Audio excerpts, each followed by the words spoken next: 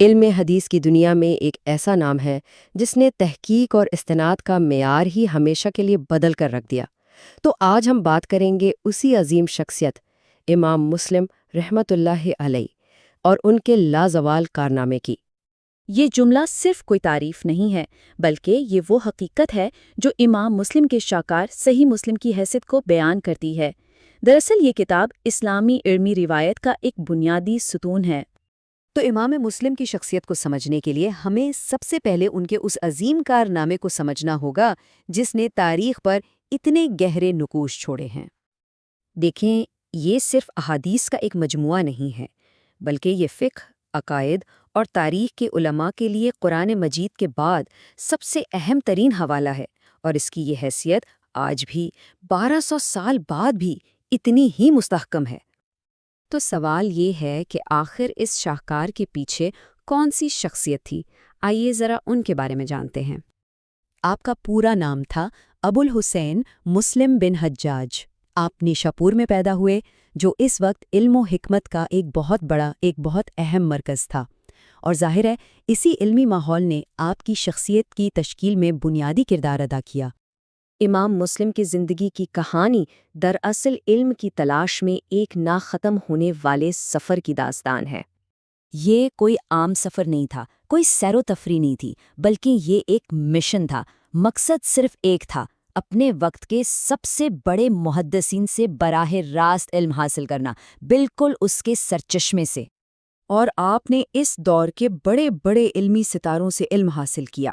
ان ناموں پر غور کریں، امام بخاری، امام احمد بن حنبل اور یحییٰ بن معین جیسے جلیل القدر محدثین۔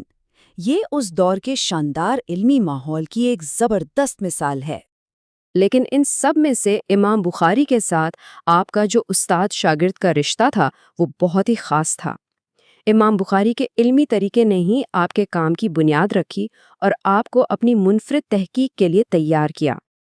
اور یہی وہ سارا سفر تھا، یہی وہ ساری محنت تھی جس نے اس شاہکار کی بنیاد رکھی، جس نے امام مسلم کو تاریخ میں ہمیشہ کے لیے امر کر دیا، صحیح مسلم۔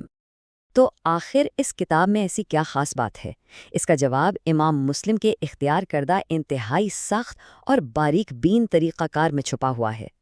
یہاں ان کے کام کا اصل کمال نظر آتا ہے۔ امام مسلم نے حدیث قبول کرنے کے لیے ایسے معیار قائم کیے جو آج کے سائنسی طریقوں سے کم نہیں تھے۔ پہلی شرط یہ کہ ہر راوی کا کردار بالکل بے داغ ہو، دوسری ان کی آپس میں ملاقات ثابت شدہ ہو، اور تیسری نبی اکرم صلی اللہ علیہ وآلہ وسلم تک پہنچنے والی سند میں کوئی ایک کڑی بھی ٹوٹی ہوئی نہ ہو۔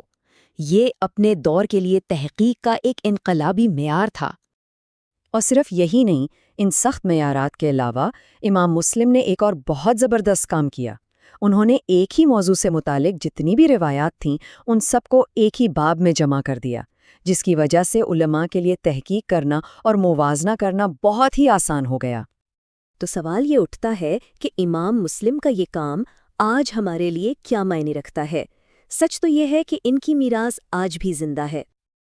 آپ کی وفات ہوئی تقریباً 57 سال کی عمر میں، اور یہ سوچ کر واقعی حیرت ہوتی ہے کہ اتنی کم عمر میں کوئی شخص اتنا بڑا اور اتنا معیاری کام کیسے سرانجام دے سکتا ہے۔ کہا جاتا ہے کہ اپنی زندگی کے بالکل آخری لمحات میں بھی آپ حدیث کی تحقیق میں مصروف تھے۔ یہ واقعہ علم کے لیے ان کے کبھی نہ ختم ہونے والے جذبے کو ظاہر کرتا ہے۔ آپ 261 ہجری میں اپنے آبائی شہر نیشاپور میں وفات پا گئے اور وہیں آپ کی تدفین ہوئی۔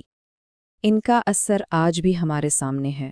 صحیح مسلم آج بھی دنیا بھر کی جامعات اور مدارس میں ایک معیار کی حیثیت رکھتی ہے، اور یہ کتاب صدیوں سے کروڑوں مسلمانوں کے لیے رہنمائی کا ذریعہ بنی ہوئی ہے۔